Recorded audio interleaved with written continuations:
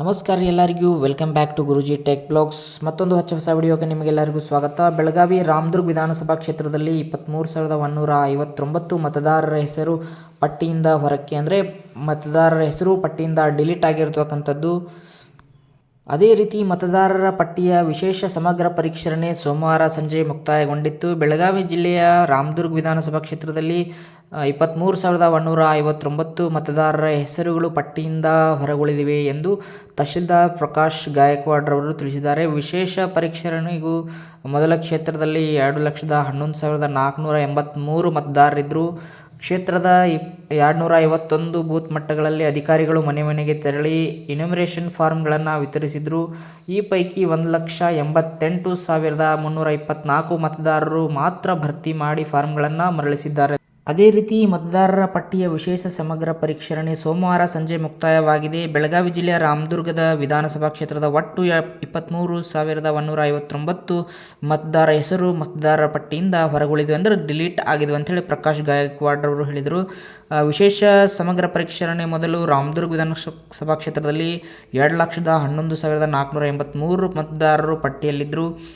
251 booth ಮಟ್ಟದ ಅಧಿಕಾರಿಗಳು ಮನೆ ಮನೆಗೆ ತೆರಳಿ ಎನ್ಯುಮರೇಷನ್ ಫಾರ್ಮ್ಗಳನ್ನು ವಿತರಿಸಿದರು. ಭರ್ತಿ ಮಾಡಿ ಎನ್ಯುಮರೇಷನ್ ಫಾರ್ಮ್ಗಳನ್ನು ಒಟ್ಟು 1,88,324 ಮತದಾರರು ಮಾತ್ರ ಮರಳಿಸಿದ್ದಾರೆ.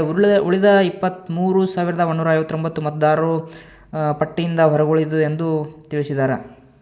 ಅದೇ ರೀತಿ ಭರ್ತಿ ಮಾಡಿ ಮರಳಿಸಿದ ಎನ್ಯುಮರೇಷನ್ ಫಾರ್ಮ್ಗಳನ್ನು ಡಿಜಿಟಲೀಕರಣ ಮಾಡಿದಾಗ ಒಟ್ಟು 6,518 ಮತದಾರರು ಮೃತರಾಗಿದ್ದಾರೆ, ಅಂದರೆ ತೀರಿ ಹೋಗಿದ್ದಾರೆ ಅಂದರೆ ತಿಳಿದು ಬಂದೈತಿ. 1,503 ಮತದಾರರ ಪತ್ತೆಯಾಗಿಲ್ಲ. ಒಟ್ಟು 13,008 ಮತದಾರರು ಶಾಶ್ವತವಾಗಿ ಸ್ಥಳಾಂತರಗೊಂಡಿದ್ದಾರೆ, ಬೇರೆ ಊರಿಗೆ ಸ್ಥಳಾಂತರಗೊಂಡಿದ್ದಾರೆ. 2,967 ಮತದಾರರು ಡಬಲ್ ಎಂಟ್ರಿ ಆಗಿದ್ದಾರೆ ಎಂದು ತಿಳಿದು ಕೂಡ ಬಂದಿತ್ತು ನೋಡಿ, ಡಬಲ್ ಎಂಟ್ರಿ ಆಗಿದ್ದಾರೆ. ಬರುವ ಆಗಸ್ಟ್ 24ರಂದು ರಾಮದುರ್ಗ ವಿಧಾನಸಭಾ ಕ್ಷೇತ್ರದ ಕರಡು ಮತದಾರರ ಪಟ್ಟಿಯನ್ನು ಪ್ರಕಟಿಸಲಾಗುವುದು. ಈ ಮತದಾರರ ಪಟ್ಟಿಯಲ್ಲಿ ಆಕ್ಷೇಪಣೆ, ತಿದ್ದುಪಡಿ ಮತ್ತು ವರ್ಗಾವಣೆಗೆ ಅರ್ಜಿ ಸಲ್ಲಿಸುವವರು ಸಲ್ಲಿಸಬಹುದು ಅಂತ ಹೇಳಿದ್ದಾರೆ. ಹೊಸದಾಗಿ ಮತದಾರರ ಪಟ್ಟಿಯಲ್ಲಿ ಸೇರ್ಪಡೆ ಕೂಡ ಇದರಲ್ಲಿ ಮಾಡಬಹುದು. ಆಗಸ್ಟ್ 24ರಿಂದ ಆರಂಭ ಆಗ್ತೈತೆ ನೋಡ್ರಿ. ಅಗತ್ಯ ದಾಖಲೆಗಳೊಂದಿಗೆ ತಮ್ಮ ವ್ಯಾಪ್ತಿಯ BLOಗಳನ್ನು ನೀವು ಸಂಪರ್ಕಿಸಿ ಮತದಾರರ ಪಟ್ಟಿಯಲ್ಲಿ ಹೆಸರು ನೋಂದಾಯಿಸಬಹುದು.